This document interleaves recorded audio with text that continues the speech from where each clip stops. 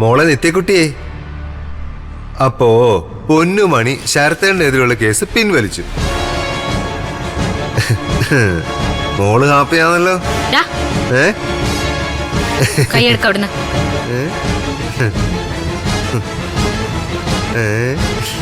ഇറങ്ങാൻ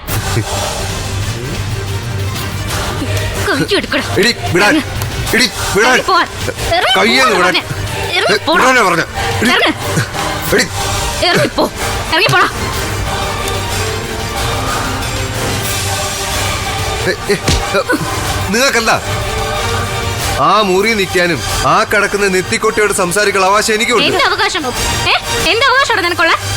എന്താ അവിടെ വയ്യാതെ കിടക്കുന്ന കൊച്ചിന് ഒരു സ്വസ്ഥതയും കൊടുക്കില്ലല്ലേ?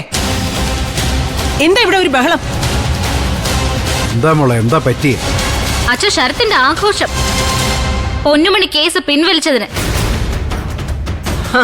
ശരത്ത് ആഘോഷിക്കട്ടെ, അതിന് നിനക്കെന്താ?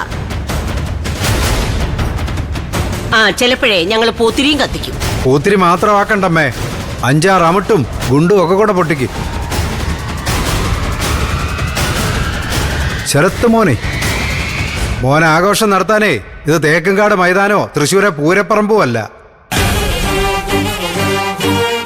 ഇത് എന്റെ വീടാ, അതുകൊണ്ട് വലിയ ആഘോഷമൊന്നും വേണ്ട. അണയാൻ പോകുന്ന തീയെ ഒന്ന് ആളിക്കത്തുവെന്നാണ്.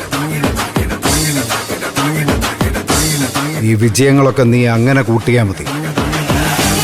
എന്തായാലും ഫിനിഷിംഗ് പോയിന്റിൽ എത്തുന്നതിന് മുമ്പ് നീ മുട്ട് കുത്തി വീണിരിക്കും. വീഴുവച്ചാ, ഇല്ലെങ്കിൽ നമ്മൾ വീഴ്ത്തും.